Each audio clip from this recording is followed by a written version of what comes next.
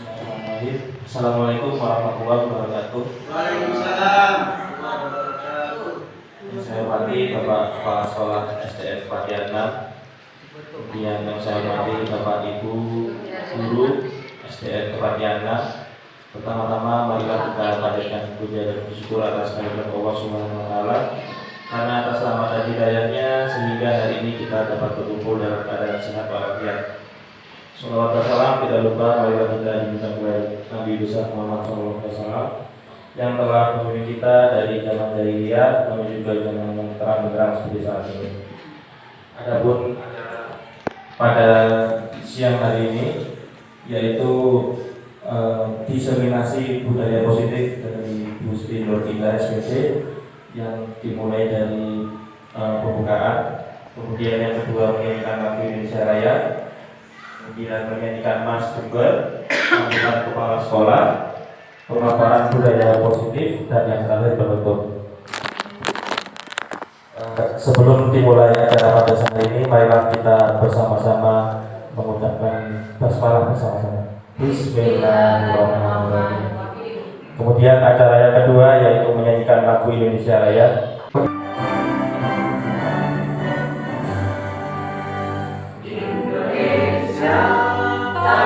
kasih.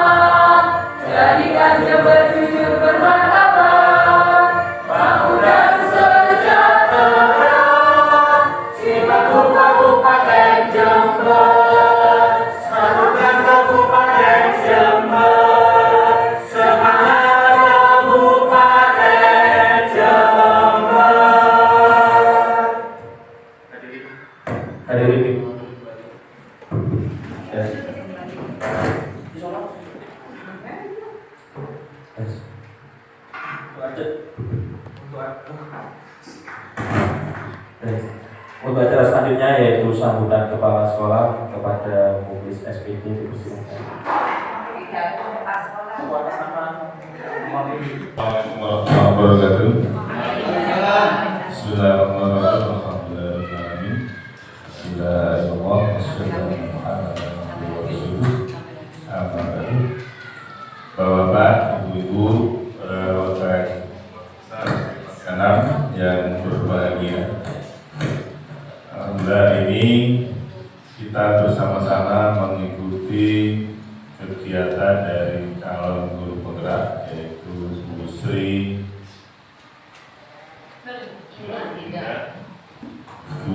Nur Indah. Nah, diskusi yang akan kita hari ini kita bicarakan, kita diskusikan diseminasi budaya positif. Harapan saya nanti panjenengan berdiskusi dengan baik supaya nanti bisa digunakan setelah Bu Sri nanti menjadi lolos menjadi guru penggerak, bisa diterapkan mana berbudaya yang positif, berbudaya yang baik. Jadi anak kita nanti bisa dengan Bu Sri bisa menularkan kepada kita Bapak Ibu guru yang dari Pelatihan 6 untuk memberikan contoh berbudaya yang nanti kepada anak-anak. Dengan apa? Setelah nanti kita selain bisa menularkan, memberikan contoh kepada anak-anak, juga khusus bisa memberikan contoh nanti kepada kita yang belum menjadi guru penggerak. Harapannya seperti itu. Kita semua nanti, terutama yang muda-muda, monggo nanti ketika ada kesempatan segera ikuti, karena kesempatan kadang tidak bisa datang dua kali. Begitu ada, saya itu yang perlu saya sampaikan. Sekali lagi, Bu Sri, monggo kita berdiskusi dengan baik tentang diseminasi budaya yang positif. Nanti harapan terakhir adalah bisa diterapkan kepada anak-anak kita. Terima kasih. Assalamualaikum warahmatullahi wabarakatuh.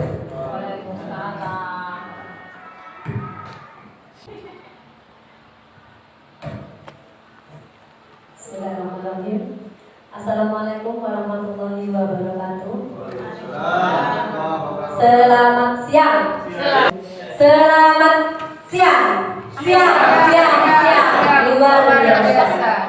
Terima kasih teman-teman, teman sejawat, Bapak Kepala Sekolah yang mewakili, teman-teman semuanya SDN Kepatihan 6 Jember sudah bergabung dengan saya untuk Destinasi Budaya Positif CGP Angkatan 8. Saya akan langsung memaparkan. Dan kelas hari ini kita belajar serius tetapi santai dan selalu bahagia. Kemudian semangat. Insya Allah saya akan tepat waktu, saling menghargai dan memiliki hak yang sama dalam berpendapat, diselingi canda dan tawa, berkata dengan sopan. Baik Bapak Ibu, untuk budaya positif hari ini mungkin teman-teman sudah tahu apa itu budaya positif. Budaya positif itu apa? Ada yang tahu dari budaya positif? Hal-hal yang baik. Hal-hal yang baik, boleh. Apalagi budaya itu kebiasaan positif, baik, boleh. Nah, budaya kebiasaan positif baik. Nah, saya akan memberikan pertanyaan. Teman-teman setuju atau tidak dari nomor 1, hukuman dapat mendisiplinkan anak? Siapa yang setuju? Masih ada yang setuju ya? Hukuman dapat mendisiplinkan anak. Tergantung. Tergantung setuju dan tidak tergantung. Tergantung gandeng, Pak. Yang kedua, pemberian hukuman dengan hal positif seperti membaca atau membersihkan halaman sekolah dapat meningkatkan disiplin anak. Ada yang setuju? Setuju. Setuju. Tidak setuju? Ada yang setuju dan juga ada yang tidak setuju. Yang ketiga, memberi penghargaan dapat meningkatkan motivasi belajar anak. Setuju? Setuju.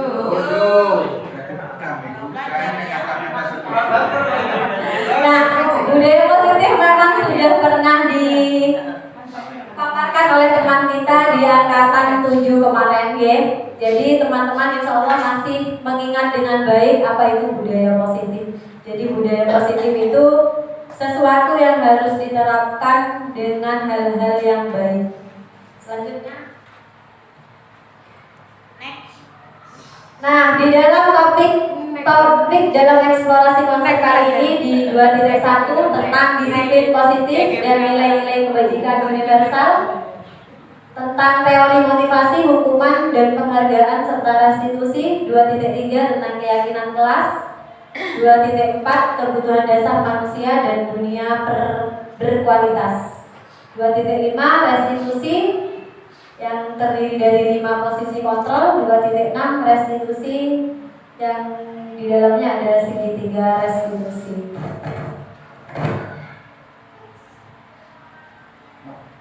Nah, ini ada perubahan paradigma. Coba sekarang dengan teman sebangku, dengan teman sejawat, kita mengadakan kegiatan kepala tangan. Buat coba di dalam kepala itu bayangkan ada uang guys, ada kertas sesuatu yang kita punya. Terus dengan teman kita dibuka, apakah sesuatu itu akan dibuka oleh teman sebelah kita? Walaupun dengan cara dirayu, dihardik. Coba punya Pak Hadi sama Pak Is. Pak Hadi buka punya Pak Isna ini. Di dalamnya itu kira-kira Pak Is ada uangnya. Apakah nanti Pak Is akan membuka kepala itu? Ada sesuatu yang disukai Pak Is, yang dicintai Pak Is, tetapi akan diambil oleh Pak Hadi. Nah, coba Pak Hadi dengan kerasnya membuka kepala tangan itu dengan cara dirayu, dengan cara menyuap, mengancam, boleh. Oleh dikit-dikit, oleh pokoknya mau mengambil itu.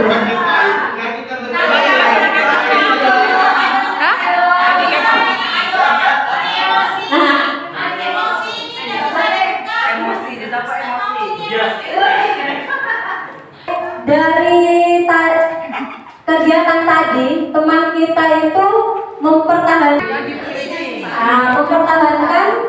sesuatu yang dia punya ya, mempertahankan walaupun dengan cara dirayu, digitik-gitik, diancam, dihardik, mereka masih tetap mempertahankan.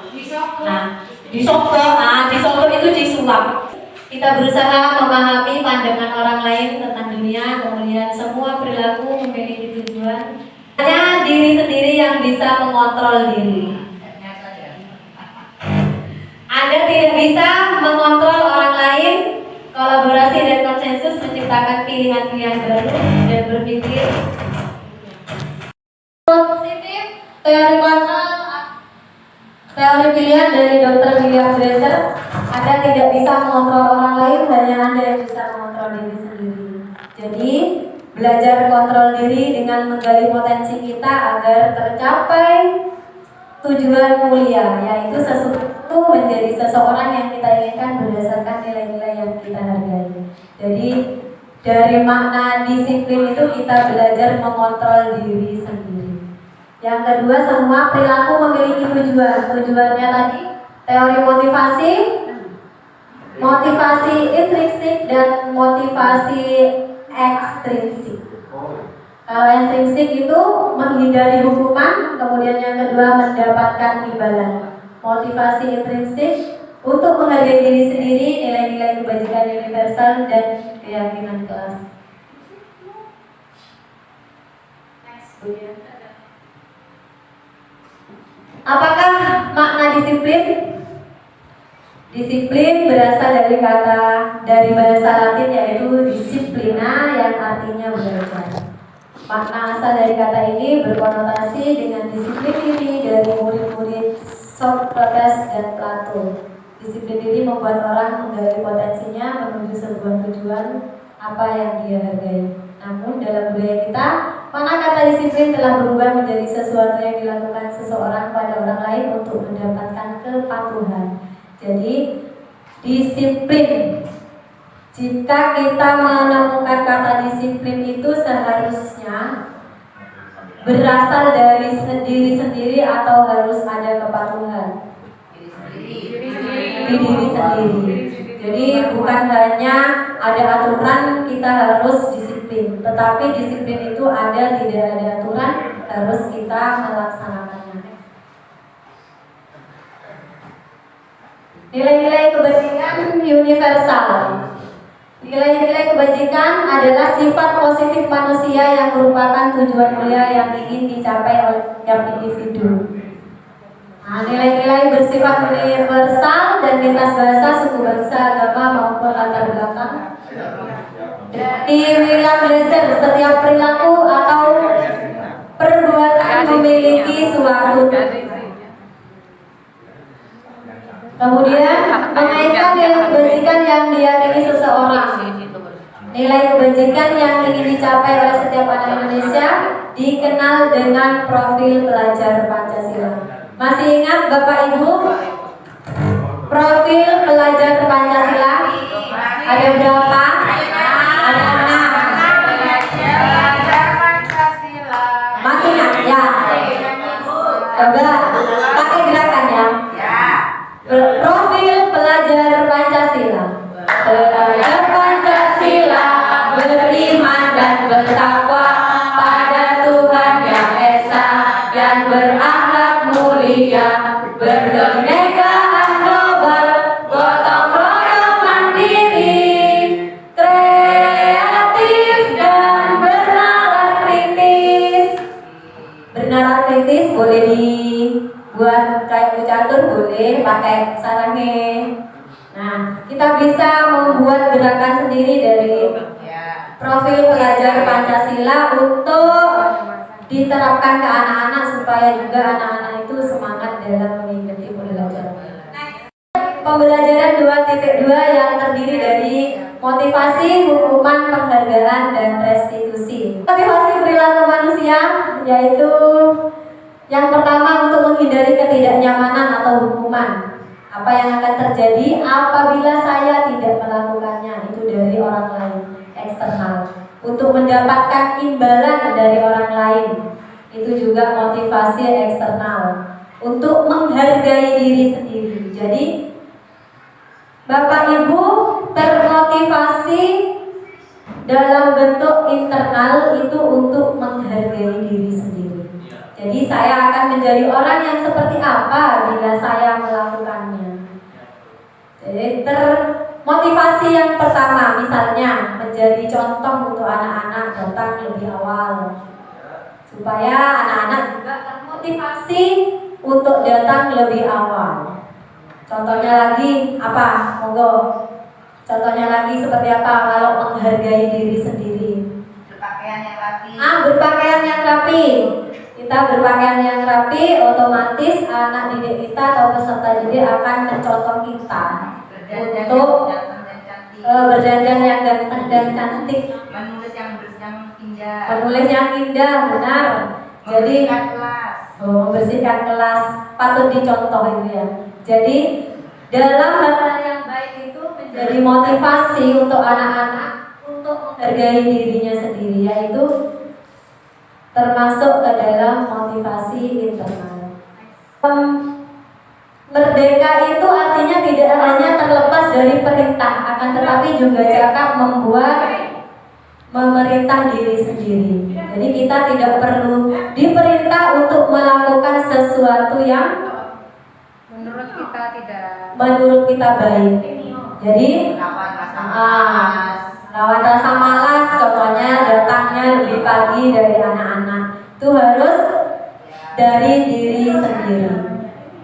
Kita kembalikan ke keyakinan kelas kita untuk saling menghargai.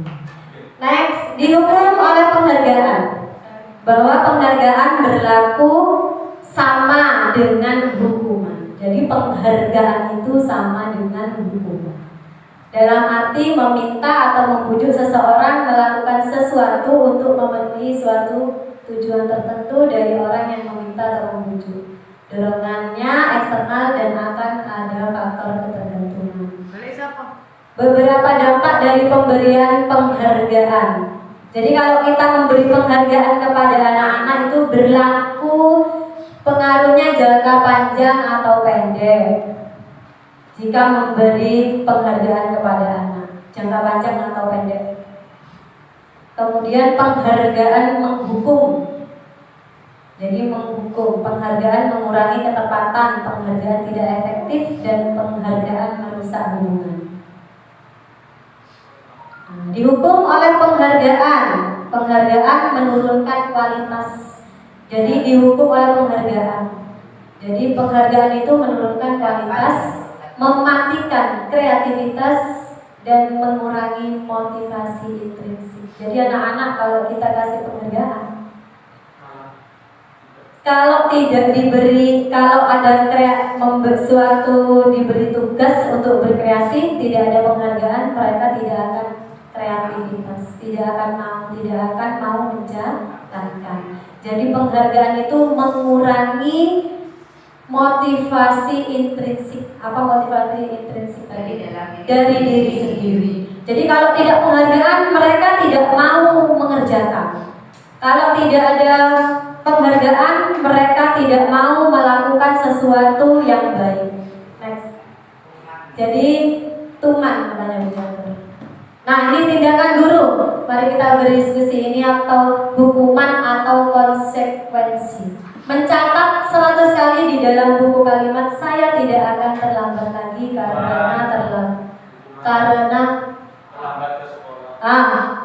mencatat 100 kali di buku kalimat di saya tidak akan terlambat lagi. Hukuman atau konsekuensi? Lari mengelilingi lapangan basket 2 kali karena terlambat hadir di sekolah. Murid diminta untuk push up 15 kali. Hukuman. Menggantikan kertas tugas teman yang telah dicoret-coret. Konsekuensi. Membersihkan tumpahan air di meja tulis karena tersenggol pada saat belajar. Murid wanita. Jadi, ini sepatunya harus dilepas karena tidak menggunakan sepatu hitam. Jadi anak-anak tidak menggunakan. Yang terakhir, lari mengelilingi lapangan basket 2 kali karena terlambat 10 menit untuk pelajaran PJOK. Konsekuensi atau hukuman? Hukuman. Nah, ini dia.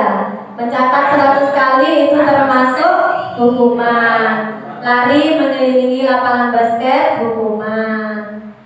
Murid diminta push up itu adalah hukuman. Menggantikan kertas tugas teman yang dicoret termasuk konsekuensi. Dan membersihkan tumpahan air di meja tulis karena tersenggol pada saat belajar, konsekuensi. Disuruh mengenakan sepatu seharian karena tidak mengenakan sepatu hitam itu hukuman. Dan lari mengelilingi lapangan basket itu adalah konsekuensi. Nah, itu dia hukuman. Sesuatu yang menyakitkan harus terjadi, tetapi di dalam konsekuensi sesuatu harus terjadi. Membuat anak sakit dihukuman dalam waktu yang sangat lama atau panjang. Anak membenci disiplin, paksaan, mendorong anak menyakiti diri sendiri, konsep diri yang buruk, anak belajar untuk menyembunyikan kesalahan. Marah, rasa bersalah, dipermalukan, merasa tidak dihargai. Kalau masuk kita ke konsekuensi, anak membuat merasa tidak nyaman dalam jangka waktu yang pendek. Jadi kalau kita memberi konsekuensi, anak-anak itu tidak akan sakit hati. Setelah kejadian ya sudah habis, besoknya mereka kembali lagi. Kemudian anak menghargai disiplin. dalam konsekuensi. Stimulus tanggapan, mendorong anak agar mudah menyesuaikan diri, konsep diri yang baik, anak belajar untuk mematuhi peraturan, kehilangan hak, dibuat tidak nyaman, diasingkan untuk sementara atau tempoh.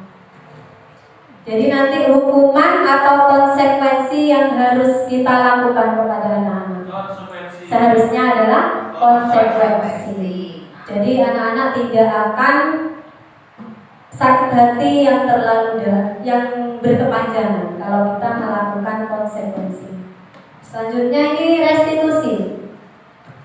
Restitusi adalah proses menciptakan kondisi bagi murid yang memperbaiki kesalahan mereka sehingga mereka bisa kembali pada kelompok mereka dengan karakter yang lebih kuat. Restitusi juga merupakan proses kolaboratif yang mengajak murid untuk mencari solusi untuk masalah mereka dan membantu murid berpikir tentang orang seperti apa yang mereka ingin menjadi. Mereka ingin menjadi apa tujuan mulianya dan bagaimana mereka harus memperlakukan orang lain. Ini restitusi menurut Gosen 2004. Gosen. Nah, identitas gagal hukuman, sesuatu yang menyakitkan harus terjadi. Disiplinnya tadi, konsekuensinya sesuatu harus terjadi. Restitusinya, restitusi merupakan pilihan.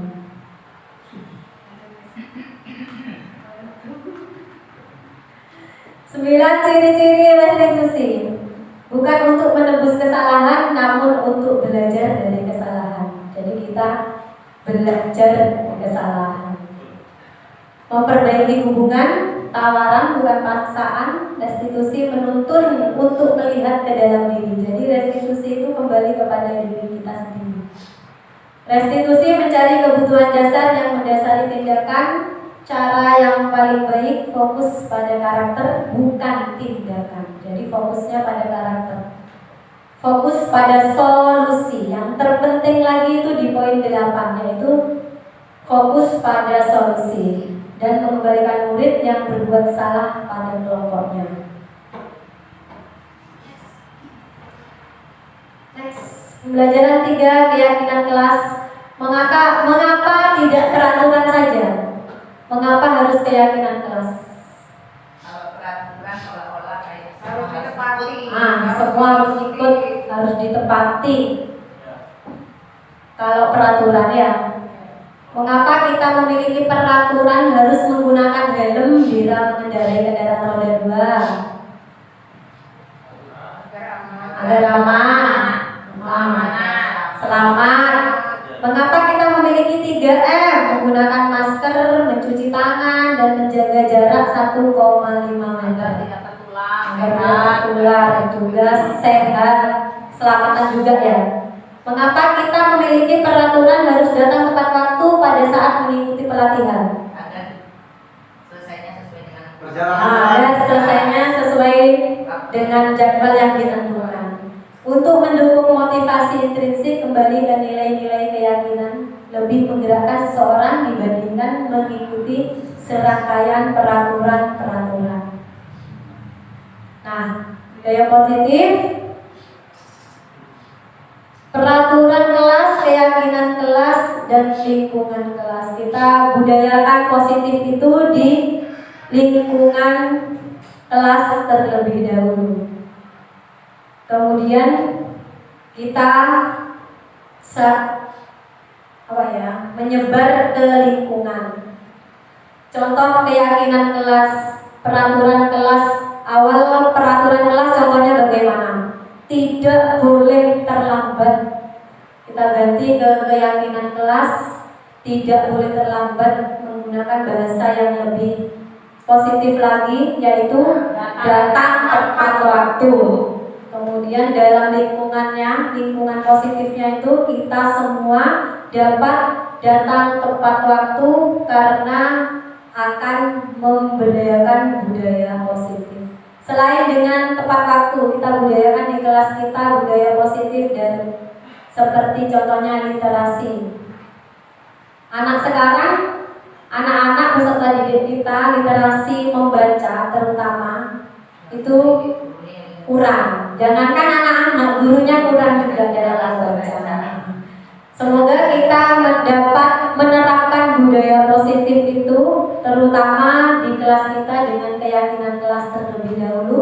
Tapi saya yakin dari seminar yang tahun lalu, keyakinan kelas sudah kita praktekkan dan insya Allah sekarang sudah menerapkan semua keyakinan kelas. Dan saya itu masuk ke kelas sudah ada keyakinan kelas masing-masing. Dari kelas 1 sampai kelas 5 terutama sudah terdapat keyakinan kelas. Monggo di kelas 6 bisa dilanjutkan keyakinan kelasnya masing-masing. Jadi buka cek. Kemudian kita akan melanjutkan ke budaya positif yang lain yang bisa kita terapkan di satu sekolah. Saya ingin menerapkan dalam literasi membaca terlebih dahulu. Untuk anak-anak monggo dari kelas 1 sampai kelas 6 disarankan untuk menggunakan perpustakaan itu untuk memajukan perpustakaan dengan cara membaca. Sepertinya kemarin sudah saya lihat Pak Bagus kelas 3 sudah menerapkan literasi membaca, sudah berdoyong-doyong ke perpustakaan. Tinggal menerapkan literasi membaca di kelas terlebih dahulu. Selanjutnya.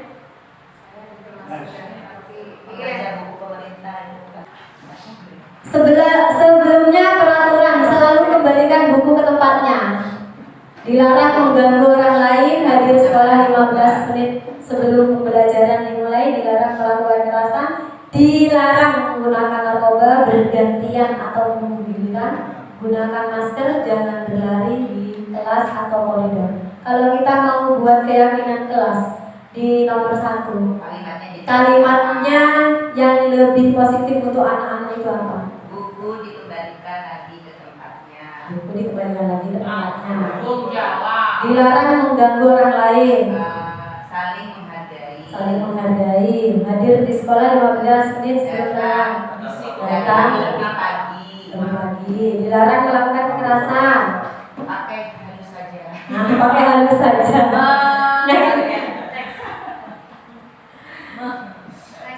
Menyayangi sesama. Nah, keyakinan kelas selalu kembalikan buku ke tempatnya. Kita bisa membuat keyakinan kelas itu dengan kata-kata tanggung jawab. Kemudian dilarang mengganggu orang lain, betul tadi, bisa menghargai atau menghormati. Kalau SMA bahaya tanggung jawab. Pas masih kami di sana tanggung jawab. Itu kalau di SMA. Kalau SD di sekolah dasar mungkin masih belum paham ya kalimat ini. Nah, hadir 15 menit menghormati orang lain. Nih, ini tadi Bu Catur ya, melakukan kekerasan harus lebih halus katanya Bu Catur. Tapi bisa kita buat keyakinan kelas dengan cara keselamatan atau menghormati orang lain. Tidak dilarang menggunakan narkoba, itu termasuk kesehatan. Ya, next.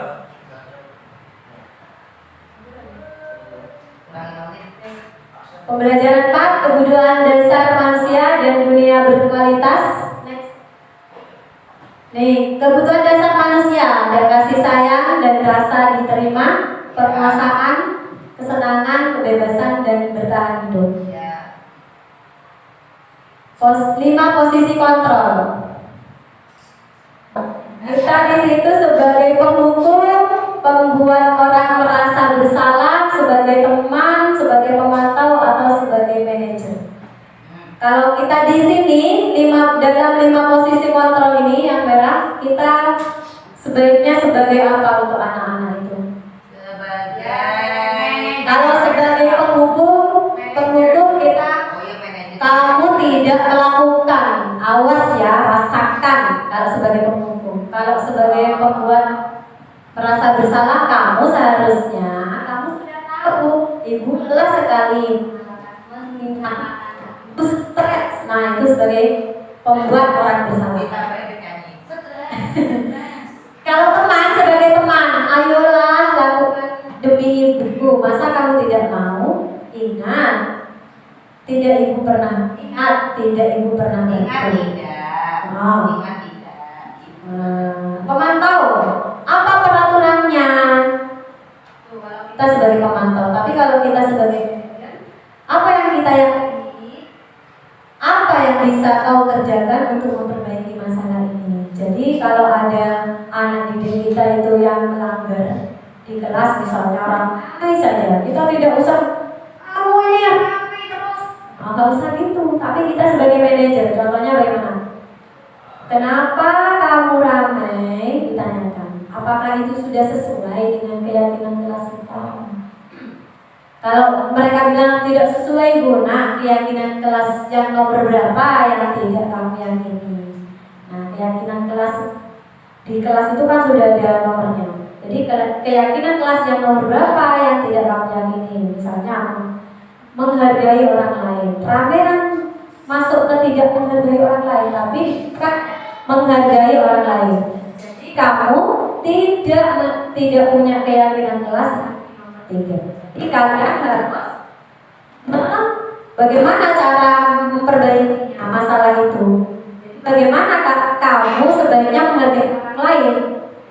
Bisa menjawab, saya besok tidak akan ramai lagi, Bu. Kan? Kita kembalikan sebagai manajer. Kita tanyakan dulu apa masalahnya, kemudian kita cari. Mereka suruh mencari bagaimana cara memperbaiki masalahnya. Restitusi, pembelajaran ke-6 tentang segitiga restitusi. Segitiga restitusi itu ada menstabilkan identitas, validasi kebutuhan, dan menanyakan keyakinan. Contohnya, nilai-nilai apa yang telah kita sepakati di menanyakan keyakinan tadi? Kamu ingin menjadi orang yang seperti apa? Yang pertama, menstabilkan identitas. Setiap orang pasti pernah melakukan kesalahan. Kemudian validasi kebutuhan. Adakah cara yang lebih efektif untuk mendapatkan apa yang kamu butuhkan? Jadi anak-anak itu ramai, mereka mau butuh apa dengan cara segitiga restitusi. Jangan kita langsung menghardik mereka, tetapi mereka ketakutan dalam jangka yang sangat panjang. Jadi gunakan segitiga restitusi. Ini satu hal baru apa yang mengubah paradigma saya yang saya dapatkan. Apa saja yang hari ini kita dapatkan? Perbedaan hubungan dan konsekuensi. Hubungan dan konsekuensi. Peraturan dan keyakinan. Konsekuensi. 5 posisi kontrol. Apa tadi 5 posisi kontrol? Penghukum, teman, pembuat merasa bersalah, pemantau, dan yang kelima manajer. Yang harus kita lakukan adalah yang kelima sebagai manajer yang paling tepat. Nomor 2, perasaan apa yang muncul selama mengikuti sesi ini, khususnya mengenai makna disiplin dan motivasi intrinsik. Rasanya Senang, bahagia, karena disiplin tadi itu apa?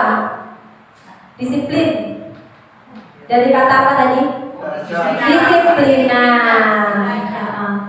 Kemudian motivasi intrinsik apa? Motivasi intrinsik tadi dari dalam diri sendiri. Yang ketiga, peran Among seperti apakah yang saya telah lakukan selama mengikuti modul ini.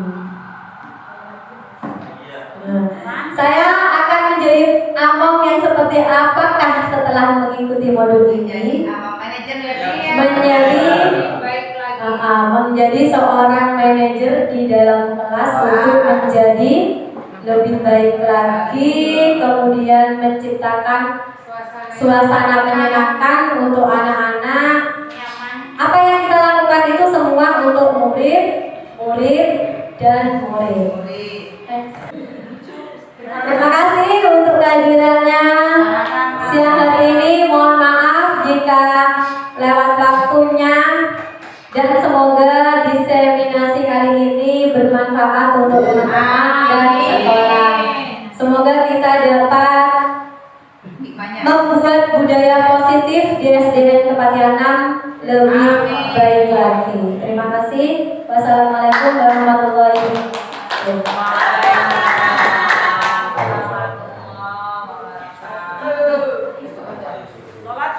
kasih kepada Bu Sri Nur Indah. Untuk yang terakhir yaitu menutup yaitu doa yang akan dipimpin oleh Pak Is.